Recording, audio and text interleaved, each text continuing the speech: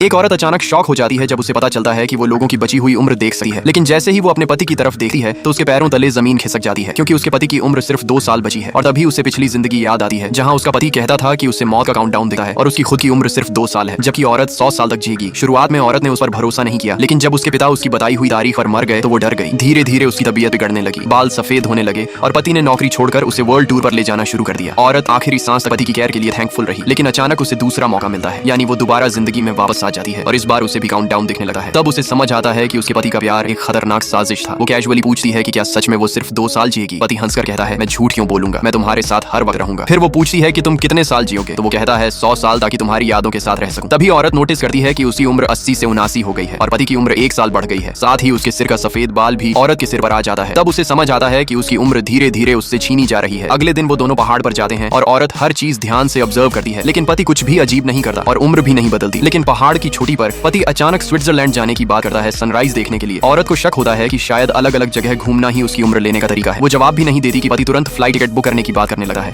रात में भी वो जल्दी जाने की जिद करता है, जिससे औरत और डर जाती है। जैसे ही पति कमरे से बाहर जाता है, औरत के बाल झड़ने लगते हैं, सफेद बाल बढ़ जाते हैं और उसकी उम्र एकदम 4 साल कम हो जाती है। वो घबरा जाती है और तुरंत पति को फोन करती है, लेकिन फोन बंद आता है। तभी अचानक पति उसके पीछे आकर खड़ा हो जाता है। औरत डर के मारे उसका चेहरा देखती है और उसका फोन हाथ से गिर जाता है, क्योंकि उसकी अपनी जिंदगी सच में पति के शरीर में ट्रांसफर हो रही होती है। लाइक सब्सक्राइब कर देना, भगवान आपको बहुत खुशी देगा।